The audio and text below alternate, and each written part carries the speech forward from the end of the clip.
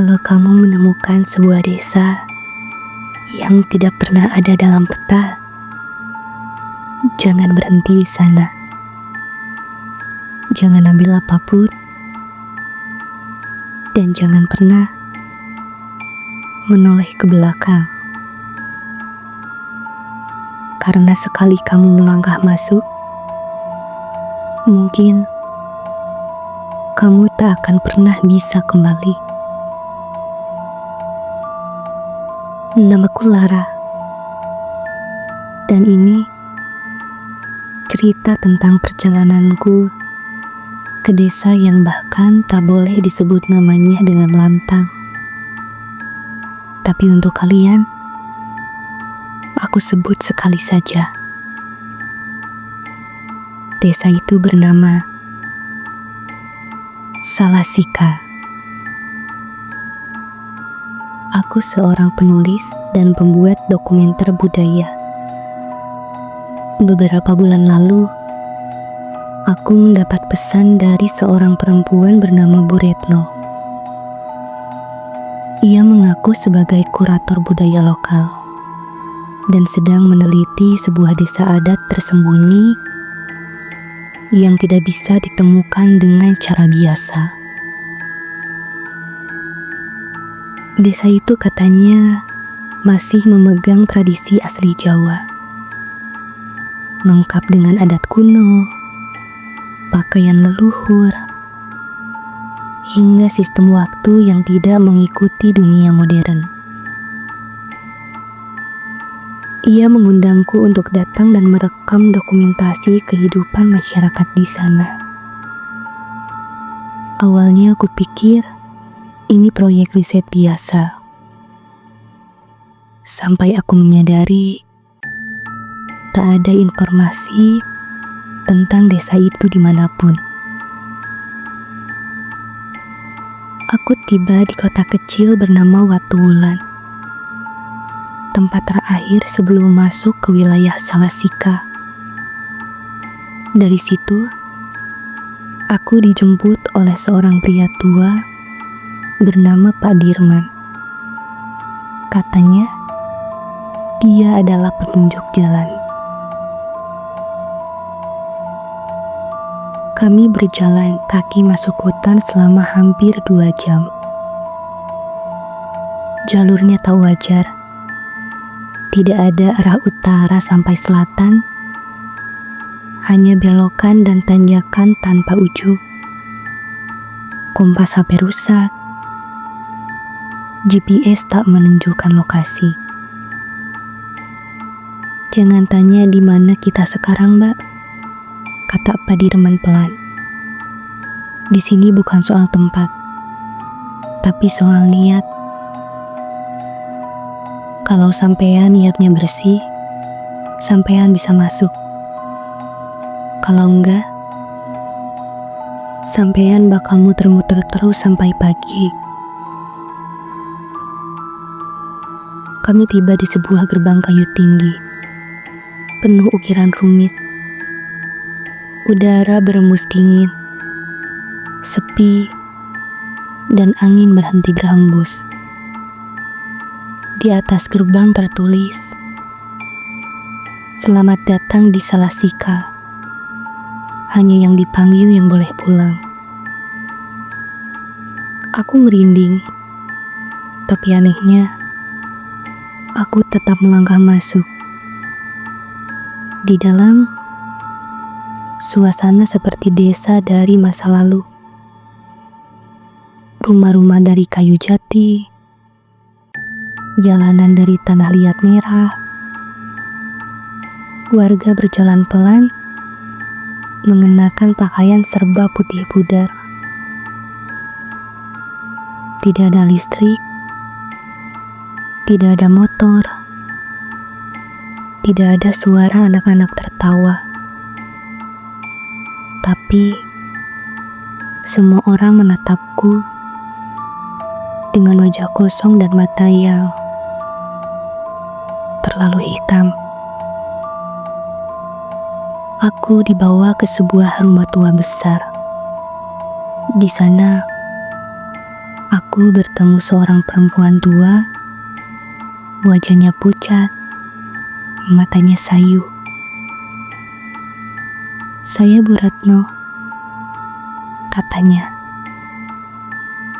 Tapi saat aku tanya soal dokumentasi dan riset, dia justru berkata,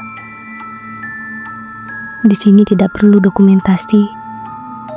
Yang perlu kamu lakukan hanya tinggal."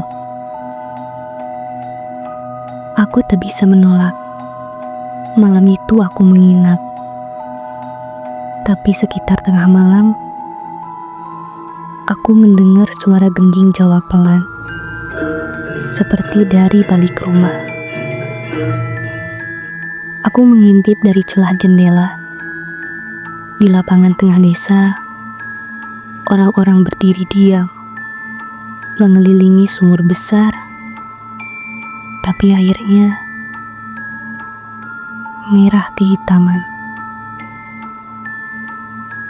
Keesokan paginya, aku bicara dengan anak kecil bernama Lesti. Dia tampak satu-satunya yang normal. Lesti berbisik, "Kakak bukan orang pertama yang datang. Sudah banyak yang masuk, tapi tidak bisa keluar karena mereka menoleh ke belakang." Aku bingung dan bertanya padanya, "Apa maksudnya menoleh ke belakang?" Lesti menjawab, "Di sini, semua orang punya dua wajah. Yang satu dipakai untuk menyambut tamu, yang satunya lagi tersembunyi. Kakak jangan pernah lihat wajah yang satunya." Aku mulai tidak tahan. Pagi berikutnya aku mencoba keluar sendiri. Tapi setiap jalan yang kuambil berujung di tempat yang sama. Lapangan dengar sumur merah. Dan pada malam ketiga, Bu Retno berkata, "Kamu sudah waktunya melihat wajah kami yang sebenarnya." Saat itu, warga desa mulai mendekatiku. Satu persatu membuka kain penutup kepala mereka, dan di baliknya bukan wajah manusia, tapi semacam topeng kayu dengan mata hitam kosong dan mulut menganga. Aku berlari, tapi setiap lorong yang kulalui justru membawa ke rumah yang sama.